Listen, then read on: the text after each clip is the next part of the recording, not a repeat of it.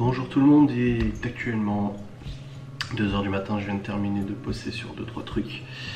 Et je voulais vous tourner une vidéo en fait parce que j'ai retrié comme d'hab, je fais le backup des photos et vu qu'on a des dizaines de milliers de photos, ça prend du temps. Et je suis retombé sur des photos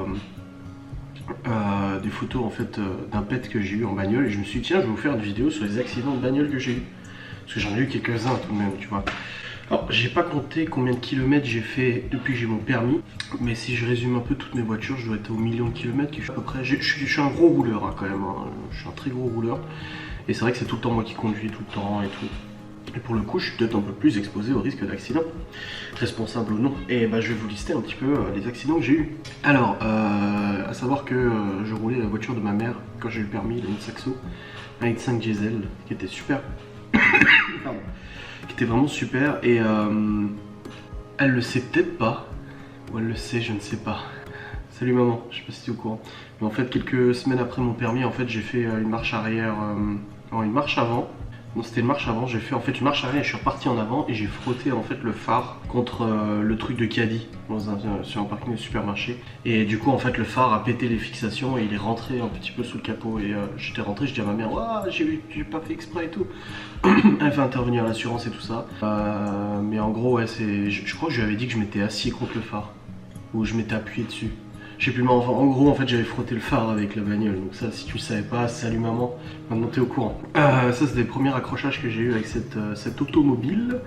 Je vous liste un peu comme ça me revient. Deuxième chose, c'est une fois avec Maëva, on conduisait parce qu'en fait, ce qui se passe, c'est que quand je suis venu habiter près de la Suisse, en fait, le père de Maëva a voulu me chercher une voiture, a voulu me trouver une voiture, pardon, pour que je puisse emmener Maëva tous les jours à l'école et qu'il n'ait pas besoin de se faire chier lui à le faire. Et vu que j'avais permis et que Maëva ne l'avait pas encore, il a dit bah, je vais te trouver une bagnole, là, une petite bagnole de merde, et puis comme ça tu pourras te trimballer avec Maëva, l'emmener tout ça. Il nous avait dit qu'il assumerait l'essence, les charges et tout ça. Finalement, ça n'a pas été trop le cas parce que je me suis en fait démerdé pour que ce soit ma mère qui nous aide, ou alors je faisais en fait le taxi à 3h du mat. J'allais chercher la sœur de Maëva en sortie de boîte pour me faire un petit peu d'argent pour faire le plein de la bagnole en fait. J'ai mon téléphone à côté, elle m'appelait, c'est pour ça que je vous dis le matin, moi j'ai beaucoup de facilité à me lever pour les enfants. Genre elle m'appelait à 3h du matin, c'est bon, on sort de boîte dans une demi-heure. Moi je descendais en fait tout Payjex et j'allais à Genève-Ville pour récupérer sa sœur et ses copines, les ramener chez elle et tout ça. Et puis chacune cotisait 10 balles, 10 balles, 10 balles et finalement ça faisait un plein complet quoi. Et j'étais content de faire ça. Bon, ramasser des nanas à moitié bourrées sur le trottoir, c'est pas super, mais bon, ça nous a quand même dépanné avec Maëva, on était très contents, ça nous permettait de payer notre petite essence. Alors là, je m'égare un petit peu, mais voilà, un petit peu au niveau de la situation. Alors avec cette Saxo, justement, que j'avais déjà enfoncé le phare, j'ai eu un pet, un gros pet, enfin, ça a été un pet impressionnant, mais en fait c'est surtout parce que les voitures sont fragiles, enfin la Saxo était très fragile. On était le 24 décembre. On rentrait de repas de réveillon de Noël et tout ça, 24 ou 25, je sais plus trop, de chez la grand-mère de Maëva. Et en fait, avec le père de Maëva, on se suivait. Il avait une Smart à l'époque. Ce qu'il faut savoir, c'est que les Smart sont à moteur arrière et que le moteur est protégé en fait par un longeron, par une grosse poutre en acier, si tu veux, pour justement ce genre de problème.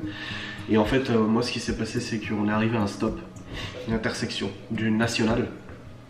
Hop, j'étais derrière lui et en fait j'ai vu son père accélérer pour s'engager et moi je voyais pas de bagnole, du coup j'ai accéléré aussi pour m'engager, mais le temps en fait que je regarde s'il y avait vraiment pas de voiture, son père a pilé parce que finalement il avait pas vu la voiture que moi je venais de voir en fait, mais j'ai pas eu le temps de freiner et bah, j'ai tapé du coup la Smart, j'ai explosé la Saxo, elle était défoncée l'avant. Il était complètement flingué. J'essaierai de vous mettre une petite photo. Lui, sa Smart, en fait, à part le pare-choc, il n'y a rien eu du tout. Mais par contre, nous, on a pété le radiateur, l'alternateur, le démarreur, le pare-choc, le machin et tout ça.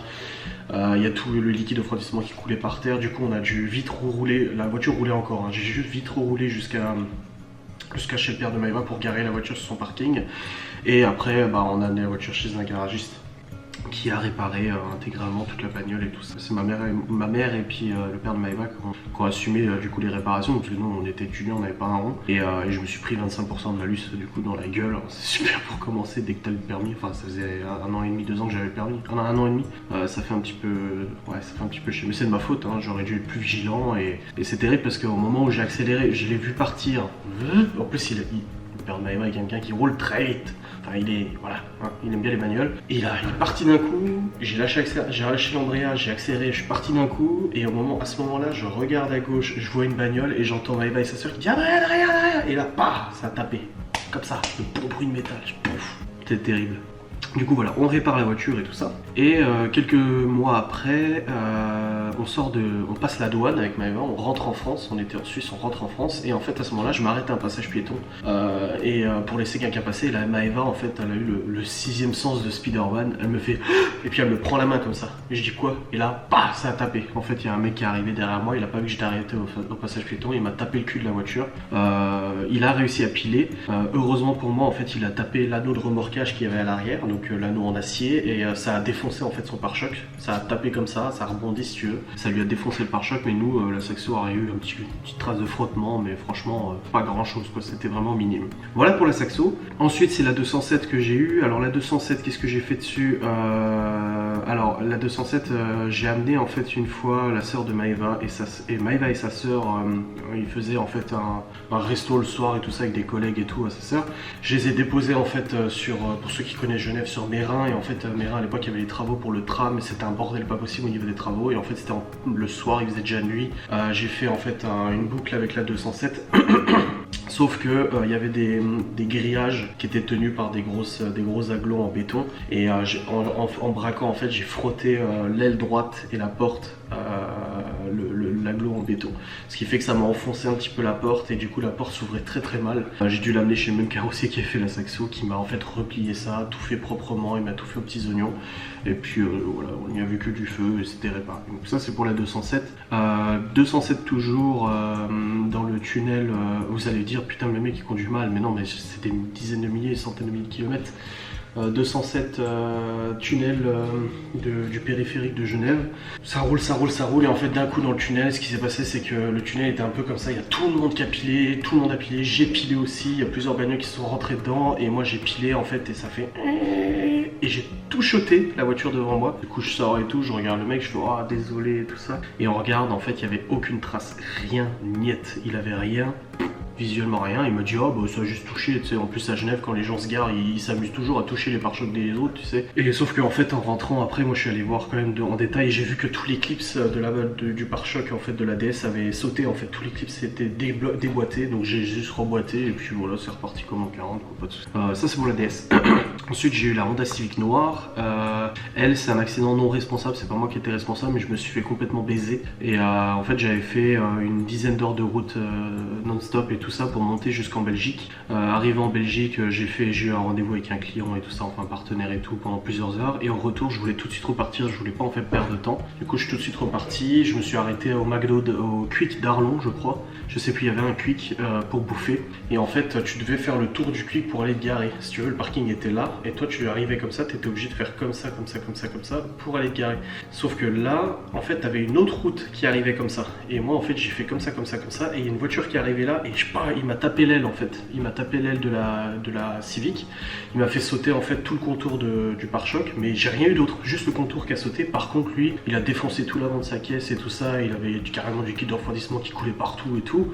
On va se garer un peu plus loin. Il appelle son oncle il vient, il fait ouais, vous les Français, vous conduisez mal et tout. Et putain, je dis ouais, fais pas chier quoi. Je dis c'est bon. Je dis merde, j'aurais dû regarder priorité à droite, c'est de ma faute, tu vois. Et on remplit les papiers et tout ça. On remplit les papiers. Et en fait, moi, en repartant, je suis repassé du coup par les boucles, je me suis rendu compte que le mec avait un stop. Sauf qu'il était un petit peu effacé, le stop, il était pas bien visible, fallait. Bah forcément dans ce coup j'ai eu l'accrochage, j'ai pas fait gaffe. Je me suis dit c'était une priorité à droite, mais en fait il avait un stop, donc c'était à lui de s'arrêter. Donc j'ai appelé mon assurance, je leur ai dit écoutez, il y a une merde, j'ai fait un constat alors que j'aurais pas dû. Enfin le constat est faux parce que je me suis rendu compte après, j'ai pris les photos et tout ça. Et finalement ça fait sauter le constat et tout, parce que le mec en effet c'était lui qui était en tort quoi. Donc ça c'était accrochage avec la Civic. Ensuite on a eu un Ford Kuga blanc. Le seul accrochage que j'ai eu c'est en fait je l'ai fait rentrer dans le garage de la maison où on habitait. Le problème c'est que c'était très ric-rac au niveau de l'espace. Et en le rentrant en marche arrière, j'ai raclé en fait tout le pare-choc sur le côté. Et bah, ça a pas fait de marque, mais ça a déboîté. Ça a déboîté en fait le pare-choc. J'ai juste à rappuyer, clipser tout ça. Pas de souci. Pour ce Kuga, c'est Maëva par contre qui a fait marche arrière sur un poteau électrique. Il y a des capteurs de recul, c'est bip bip bip bip, et elle arrive, tu sais les boîtiers électriques là, elle arrive à te le faire Je dis putain, mais bon, bah, elle va appeler ERDF déjà pour leur dire qu'il y a un problème. Et je dis, mais t'as pas entendu bip bip? Elle fait, ouais, je crois que c'était le trottoir. Je dis, bah non, les bip bip c'est pour dire qu'il y a une collision, c'est pas pour te détecter le trottoir, putain. Et du coup, bon, elle conduit pas souvent, donc c'est pas grave. Et le Kuga blanc, à part ça, c'est tout. À part les parts mécaniques, on a le turbo qui est cassé et tout, mais c'est tout. Ensuite, j'ai eu la Civic rouge, la Type R, où là, le seul truc que j'ai eu, c'est une mamie qui m'est rentrée dedans. Enfin, j'étais garé au parking devant la boulangerie, en fait elle a fait marche arrière, et elle m'a touché la Civic, j'étais dedans, en plus je suis sorti, et en fait bon, le plastique, le pare-choc, en fait si vous voulez, c'était une petite arête comme ça, et elle m'a plié un peu l'arête, elle a chauffé l'arête et tout. Je suis allé voir un carrossier, il m'a chauffé ça et tout ça, il me l'a remis en place, et puis voilà. La petite mamie était là, on fait un constat et tout. Je dis non, c'est bon, pour un bout de plastique qui est plié, j'ai pas envie de faire un constat. En plus, c'est assuré en Suisse et tout, la voiture est immatriculée en Suisse. Je sais même pas comment faire, ça aurait été un merdier. Je dis ah, c'est bon pour ça. On s'en fout quoi. Non, la Saxo, j'ai aussi un autre truc. J'étais garé devant le boulot de chez le père de Maëva. J'avais garé la voiture devant son taf et en fait, il y a un mec qui a voulu rentrer dans son parking. Il a pas fait gaffe, il m'a déboîté en fait le pare-choc à l'arrière gauche. Il m'a laissé son numéro. On a fait un constat pour que l'assurance elle dise bon, je sais pas qui c'est qui est en tort. Et du coup, on a tout laissé tomber. Et puis, j'ai fait redresser le pare-choc par un carrossier pareil. En fait, le pare-choc, c'est du plastique. Il était enfoncé. Donc, un débosseleur est venu, il a mis sa ventouse, il me l'a reboîté. Et puis voilà. Voilà. Après, on a eu quoi comme. Bon, on n'a pas eu d'autres accidents. Enfin, des accidents, c'est des accrochages, si tu veux. Je réfléchis avec les voitures qu'on a eu, la 307. J'ai juste eu les disques de frein qui ont brûlé avec la 307. Littéralement, ils étaient rouges. Les étriers sont restés bloqués. Ensuite, on a eu le Murano pas une panne, rien que dalle. Enfin, pas une panne, si, boîte de vitesse cassée, mais il n'y a pas eu d'accident ou quoi que ce soit. 3008, aucun accrochage non plus. DS3, alors là, je vais y venir. La DS3, je suis allé chez le médecin il y a plusieurs années, moi, du coup en 2015 ou 2016. En plein hiver, il gelait et tout, et en fait, je roulais sur l'autoroute. Et il y avait un camion devant moi, je le dépasse et en fait le camion il avait du verglas, en fait il avait de la glace qui était sur sa toile, sur sa remorque. Et la glace en fait est tombée sur moi, alors j'ai donné un coup de volant du coup pour l'éviter, mais ça a quand même tapé le pare-choc et la barre de LED qui est à gauche en fait. Je vous montrerai à l'occasion, mais en fait il y a plus... Mon père l'a refixé, le revissé sur le pare-choc et tout, il l'a tout remis tout propre, mais ça avait flingué en fait le panneau à LED, enfin les feux diurnes quoi sur les côtés, le côté gauche. Ça aurait pu être bien plus grave, hein, si je m'étais tapé le verglas sur la gueule sur le pare-brise, ça m'aurait flingué le pare-brise. Toujours la DS, j'ai tapé une branche sur la route aussi en rentrant du kebab. Je roulais et tout, et en fait, en pleine nuit, je roule et tout, et en fait au dernier moment, je roulais à 90, en fait je vois un truc au milieu de la route, je veux pas braquer ou quoi, parce que j'ai pas envie de me foutre dans le tas, et là j'entends PAH, je me dis bon, ok, ça a tapé quelque chose visiblement, c'était une branche, parce que je l'ai vu dans le rétro voler après la branche, tu sais, et je me suis dit ok, bon bah je rentre, j'étais pas loin de la maison, je rentre et tout, et en fait ça m'a défoncé le pare-choc, ça me l'a carrément pété le nid d'abeille devant, ça m'a pété le contour de pare-choc, ça m'a déboîté le pare-choc, et ça m'a flingué le condenseur de clim, donc le radiateur de la clim, ça me l'a flingué, et ça m'a tordu le radiateur aussi normal. Du coup mon père m'a tout refait comme ça, m'a tout refait tout propre et tout. Donc ça c'était aussi une autre couille avec la DS, et avec le Q7 rien du tout pour l'instant. En tout cas on n'a rien eu du tout. La 107 de Maëva on l'a tellement peu roulé qu'il risquait pas d'y avoir quelque chose, mais voilà. En gros au niveau des accrochages et tout ça, je voulais faire un petit résumé, c'est une vidéo, oh là, il y a mes écrans qui s'éteignent, ils en ont marre aussi. C'est une vidéo voilà, tout simplement story time, les accrochages qu'on a eu et nos expériences de voiture. Après je vous ferai une autre vidéo sur les pannes qu'on a eu, parce que ça c'est un petit peu drôle, la DS en tient une sacrée couche. Bref, merci d'avoir regardé cette vidéo inintéressante, et puis je vous dis à très vite.